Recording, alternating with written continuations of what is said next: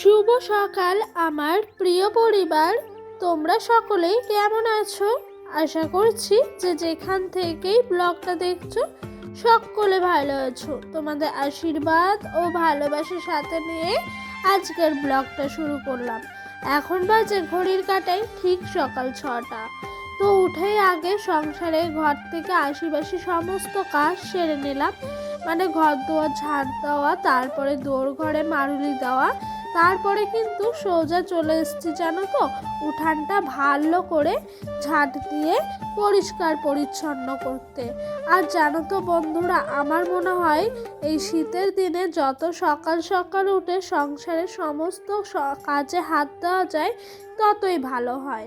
না হলে একটু বেলা হয়ে গেলে এই ছোট দিনের বেলা ঘড়ির সাথে তাল দিতে না একটুও পারি না।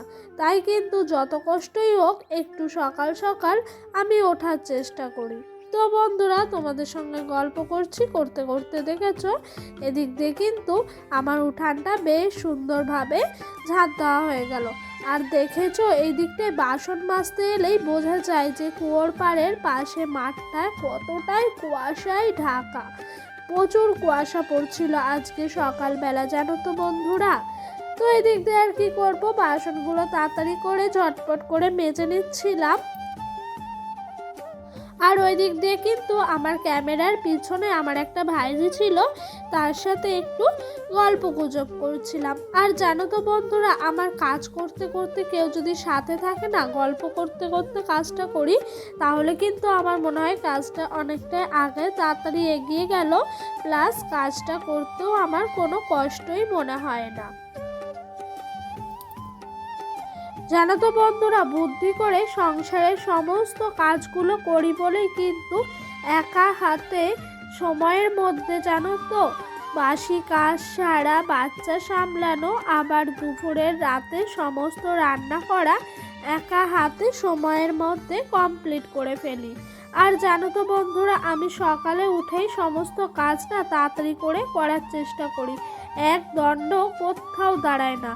কেন জানো তো, যাতে আমি সময়ের মধ্যে এই ছোট দিনের বেলায় ঘড়ির কাঁটার সঙ্গে তাল মিলিয়ে চলতে পারি। তো বন্ধুরা দেখেছো এদিক দিয়ে আমার বাসনগুলো মাজা হয়ে গেল। আর এদিক দিয়ে আমাদের কিছু জামা কাপড় ছিল, এগুলো হলো কালকের জানো তো। তার মধ্যে ডোডোর প্যান্টটা আর দুটো মোজা ছিল, সেগুলো একটু জল কাচা করে দিলাম। আর এই নাইটি পেটিকিওর এগুলো কিন্তু কালকের ছিল, ভেজা আধ ভেজা জল ঝরে গেছিলো, সেগুলো একটু মাঠের ধারে এসে মেলে দিলাম। এখনো কিন্তু সূর্যি মামার দেখা মেলেনি, তাও দিলাম যাতে করে কাজটা এগিয়ে থাকে। আর এটা নিয়ে যদি রেখে দিতাম বেলা অবধি করবো বলে এই হবে সেই হবে করতে করতে আর কিন্তু আমার কাজটা করা হতো না। তো বাসি কাজ মোটামুটি শেষ হয়ে গেল ওই দিককার। এদিকে দেখি কালকে যে উনুনটা লেপে রেখেছিলাম তার মধ্যে কিন্তু বেশ খানিকটা তোমার ছাই জমেছে। তো সেই ছাইগুলোকে একটু মালাই করে তুলে নিচ্ছিলাম। আর জানো তো পাতা দিয়ে রান্না করলে না প্রচুর ছাই জমে, এই ছাই কিন্তু একদিন পর পর আমাকে পরিষ্কার করতে হয়। আর যদি পরিষ্কার না করি না, উনানটা না একটুও ভালোভাবে জ্বলে না। তাই কিন্তু আমি রোজ চেষ্টা করি তোমার একদিন পর পর ছাইটা একটু জমে গেলেই পরিষ্কার করে নেওয়ার। আর দেখেছো হাঁড়িটাও জায়গাটা ছোট্ট হয়ে গেছে, আর একটু বড় হলে ভালো হতো।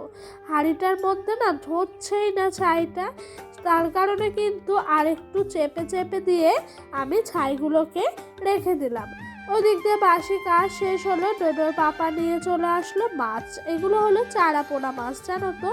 তো চারাপোনা মাছ ও দুটো নিয়ে এসেছিল, দুটোই একসঙ্গে কাটতে বসে পড়লাম।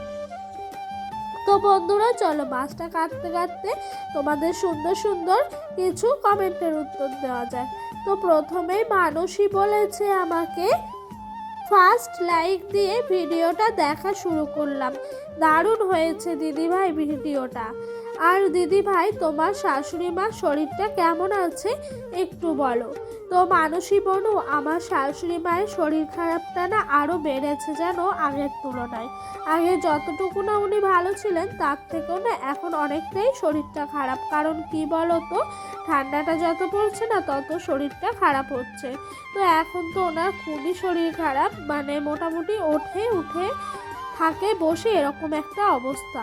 শরীর ভালো নেই গো বনু। আর ভালো লাগলো গো তুমি এত সুন্দর একটা কমেন্ট করলে। আর বনু তোমরা সকলে কেমন আছো সেটাও কিন্তু আমাকে জানিও। তো বন্ধুরা ওই দিক দিয়ে মাছ কেটে নিলাম, এদিক দিয়ে সমস্ত সবজি কাটনা কেটে বেটে আমি রেডি করে ফেলেছি রান্না বসাবো। তো একেবারে উনানটা ধরিয়ে দিলাম। আর জানো তো বন্ধুরা, এখন না কাঠে রান্না করি না, পাতায় করি। পাতা তো একটুতেই তোমার জ্বলে যায়, সেই কারণে কিন্তু আমার রান্নাটা করতেও অনেকটাই সুবিধা হয়। এই কথাটা কেন বললাম বলো তো বন্ধুরা, কারণ কি জানো তো, কাঠের উনানে না আগে পাটকাঠি দিয়ে তোমার আগুনটা জ্বালাতে হয়, তারপর কিন্তু কাঠগুলো জ্বলে। আর এই যে পাতার আগুনে দুটো পাতা আগে ভরে দিই, তারপরে কিন্তু একটা তোমার লাইট দিয়ে আগুনটা জ্বালিয়ে ভরে দিই, তাহলেই কিন্তু উনানটা খুব সুন্দরভাবে জ্বলে যায়। আর পাতাগুলো এত সুন্দরভাবে রোদে খটখটে করে শুকনো আছে, যাতে করে আমার কিন্তু কোনো কষ্টই হচ্ছে না। কিন্তু কি বলতো, প্রথমে উনুনটা ধরাতে না একটু কষ্ট হয়। প্রথমে তো একদমই ভেজা থাকে, সেই কারণে একটু ধোয়া বার হয়, তারপরে কিন্তু উনানটা খুব সুন্দর চলে। আর আমার জানো তো বন্ধুরা, গ্যাসের থেকে উনানে রান্না করতেই কিন্তু বেশি ভাল লাগে। তো কথা বলতে বলতে রান্নাটাও এই দেখো হয়ে গেছে, মানে মাছগুলো ভেজে তুলে নিলাম। তারপরে কিন্তু ঝোলটা কষিয়ে তোমার ঝোল দিয়ে মাছ ভাজাগুলো সমস্তটাই ঝোলের মধ্যে দিয়ে দিলাম। তো এদিক দিয়ে ডোডোর মাছটাও দিয়ে দিয়েছি, ওরটা না লাস্টে একটু লঙ্কার গুঁড়ি দেওয়ার আগে তুলে রেখে দেবো। তো বন্ধুরা মাছটা হয়ে গেল, তারপরে চলে আসলাম কলমির শাক ভাজতে। তো আজকে না একটু অফ সিজনে অফ খাবারই খাচ্ছি। কারণ কি বলতো, শীতের দিনে মানুষের তো শীতের সবজি খায়, কিন্তু আমাদের জানো তো এই সময় কলমির শাক মানে ভাবা যায়। তো আমাদের বাড়িতে সবজিওয়ালা আসেন, ওনার কাছ থেকে ডোডোর পাপা নিয়েছে। তো আমার জানো তো কলমির শাক বলতে মাঠ কলমির যে শাকটা হয় না, সেটা খেতে কিন্তু খুবই ভাল লাগে। আর এই শাকটা আজকে এতটাই সুন্দর ছিল, আরও ভাল লাগছিল।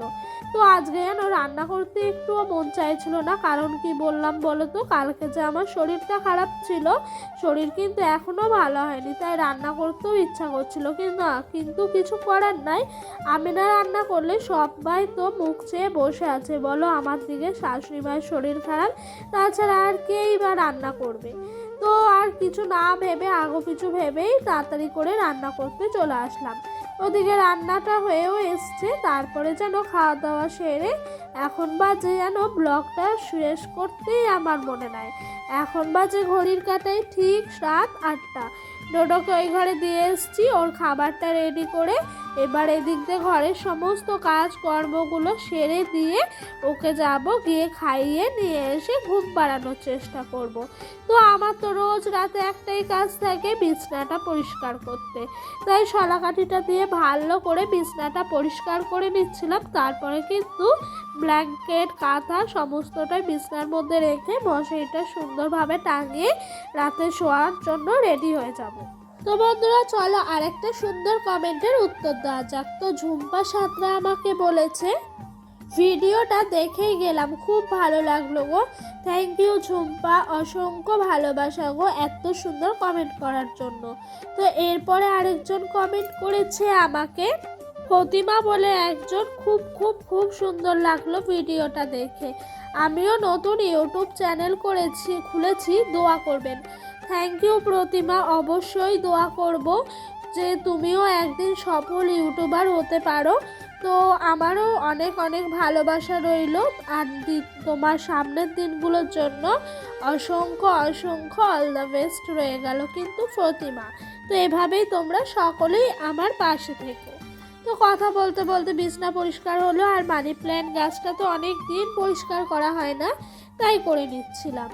তো বন্ধুরা, ব্লগটা না আর বেশি বড় করব না, আজকের ব্লগটা এই পর্যন্তই রাখবো। তোমাদের যদি আমার ব্লগটা ভালো লেগে থাকে অবশ্যই লাইক কমেন্ট করো। আর যদি আমার ব্লগটা তোমাদের আরও ভালো লেগে থাকে চ্যানেলটি সাবস্ক্রাইব করে পাশে থাকা বেল নোটিফিকেশানটা অন করে আমার চ্যানেলের একটা নতুন সদস্য হয়ে থেকে যেও। তো বাই, দেখা হবে নেক্সট ব্লগে।